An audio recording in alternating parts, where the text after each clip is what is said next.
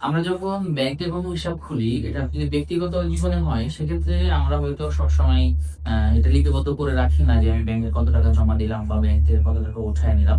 কিন্তু যদি কোনো ব্যবসায়ী প্রতিষ্ঠানের জন্য আমরা ব্যাংক হিসাব খুলি, তখন আমরা এটাকে লিপিবদ্ধ করে রাখি। এবং একজন ব্যবসায়ী যখন কোনো ব্যাংক হিসাব খুলে, তখন সে যে বই লিখে রাখে সেই বইটার নাম হচ্ছে নগদান বই।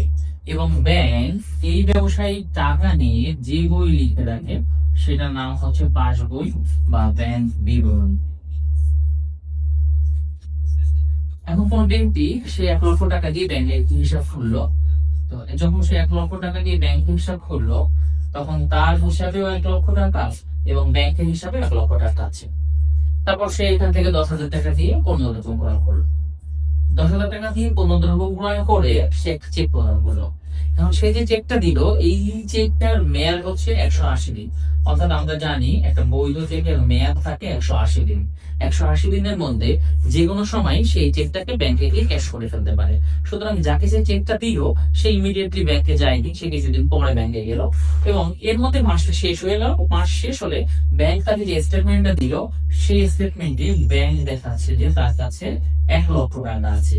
কিন্তু এই ব্যবসায়ীর স্টেটমেন্টে দেখা যাচ্ছে যে তার হাতে 90,000 টাকা আছে। এই যে ব্যাংকের ব্যালেন্স এবং ব্যবসায়ীর ব্যালেন্স, এই দুজনের ব্যালেন্সের মাঝে যে গরমিলটা দেখা দিল, এই গরমিলটাকে সমাধান করার জন্য আমরা যেই বিবরণী বা স্টেটমেন্ট তৈরি করি সেটাকে বলা হয় ব্যাংক সমন্বয় বিবরণী। আর এই ব্যাংক সমন্বয় বিবরণী তৈরি করার জন্য আমরা দুইটি বিষয়ের উপর প্রাধান্য দেই।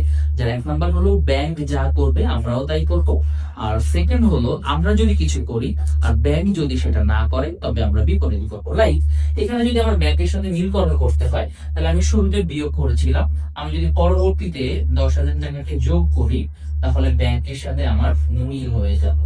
সুতরাং আমরা যদি কিছু করি আর ব্যাংক যদি সেটা না করে তবে আমরা কি করব, এটাকে বিপরীত করবো। অর্থাৎ আমরা যদি প্রথমে যোগ করি আর ব্যাংক যদি যোগ না করে তাহলে আমরা বিয়োগ করবো।